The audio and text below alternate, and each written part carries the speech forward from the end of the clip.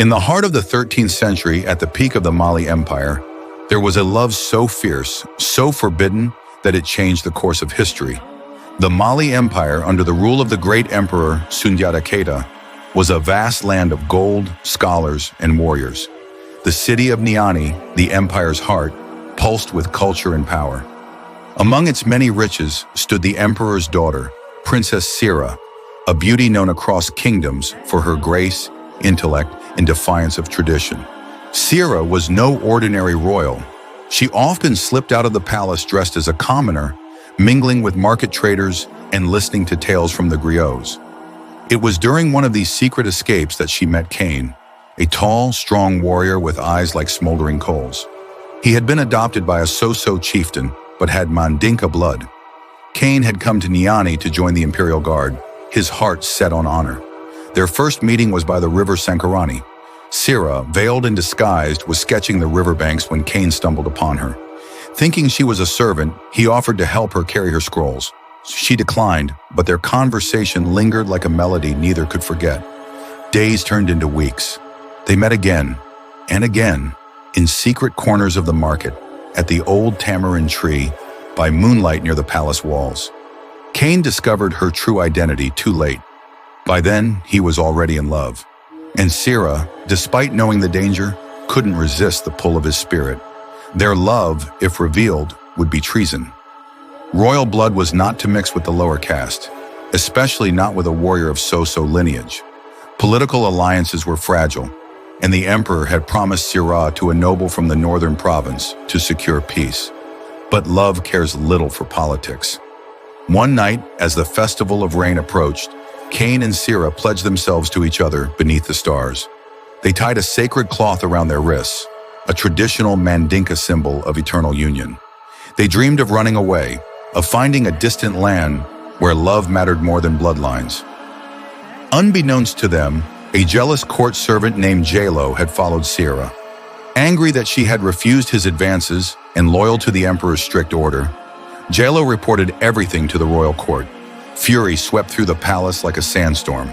Emperor Sundiata felt not only betrayed, but dishonored.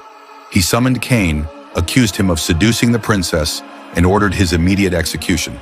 But Sira intervened. In a bold act never before seen, she stood before the council and confessed her love. Her words were not soft. They echoed across the marble hall. If loving Cain is a crime, then I stand guilty. But I will not let my heart be chained by politics. Let my blood pay the price if love is treason. The court gasped. The emperor was torn between love for his daughter and the demands of the empire. That night, Sira helped Cain escape through the ancient aqueducts. He fled to his adopted tribe in Soso territory, but not as a coward. He vowed to return, not for vengeance, but to claim his right to love. However, the emperor saw this as a threat. He declared the Soso rebels. Skirmishes began at the borders. What started as whispers of rebellion turned into the roar of war. Cain, now a warlord by necessity, rallied Soso warriors and Mandinka outcasts. He did not fight to conquer, but to create a land where love and freedom reigned. Sira, locked away in the palace, wept as the drums of war echoed across Mali. Then came the day of reckoning, the siege of Niani. Cain's forces surrounded the city.